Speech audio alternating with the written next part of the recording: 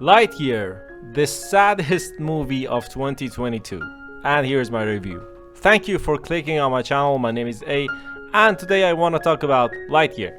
The plot of newest Disney/Pixar project is the movie that Andy watched back in 1995 that made him buy the Lightyear toy. The plot of this animation is about Buzz and his crew who are trying to find a livable planet, and when they find one, the planet is hostile. When they want to get off this planet, Buzz crashes the ship, he feels responsible, and he tries to fix his mistake. So, after a year that they made a colony on this new planet, Buzz wants to test this fuel. He goes up to space and comes back, and 4 years have passed. He does this many times, and he loses his best friend because she grew old. I want to jump right into why I did not like this animated movie. First of all, the first act of the movie really felt like a ripoff from Up. The first 20 minutes of Up maybe is one of the best and saddest beginnings of any animation which is ever made. And I think that one worked, so they said, okay, this might work as well. But that one had a lot of more fun elements, a lot of more beautiful elements that made children fall in love with that movie. It was so colorful and beautiful, and I don't know, talking about color, what was happening with the colors of this movie. It was so depressing. The other thing that I didn't like is the characters.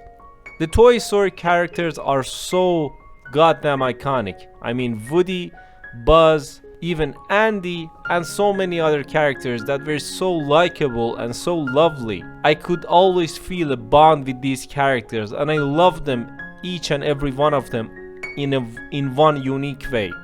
But the characters in this one were so forgettable. It wasn't like that they were trying to make an animation, they were trying to make a serious movie. It was like Buzz just came out of Alien.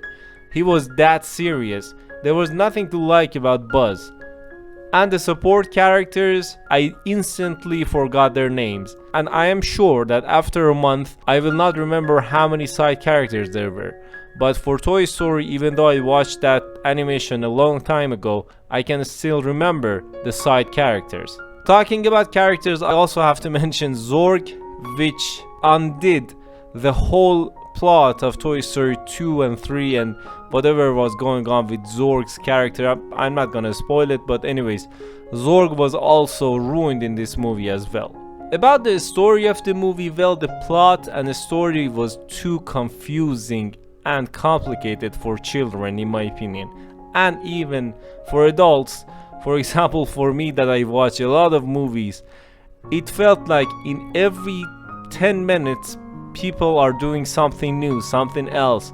They didn't have a certain aim. I think that it was like the movie played all its cards in the first 30 minutes, first 20 minutes, and it didn't have anything more to offer. And this subject created many plot holes. I mean, for me, even I was confused because there were no explanation. For example, what was Zorg doing here? How did this thing pass? When you're talking about time travel, when you're talking about space and stuff, you have to be really careful, especially when you are about to talk to children. At the end, I just have to say that the best character of the movie was Socks. And when I watched Lightyear's pitch meeting, Ryan George said something really funny and said Andy would have bought Socks' toy instead of Buzz's toy. And I could really see that, because Socks was the best character in the whole. This movie, if it wasn't a Toy Story spin-off, maybe it would have been good, maybe it would have been better. But unfortunately, it was a Toy Story spin-off. Although Chris Evans did his best work in this one and he was really good as Buzz Lightyear, I missed Tim Allen's voice in every second that Buzz was talking.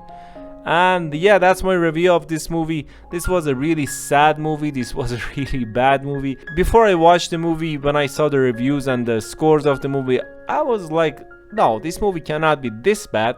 But when I saw it, yeah, unfortunately it was this bad.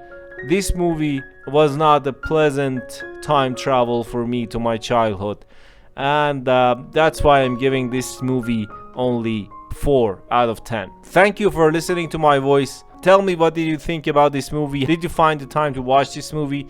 And don't forget to like and subscribe as always. And yeah, that's it. Thanks. Bye.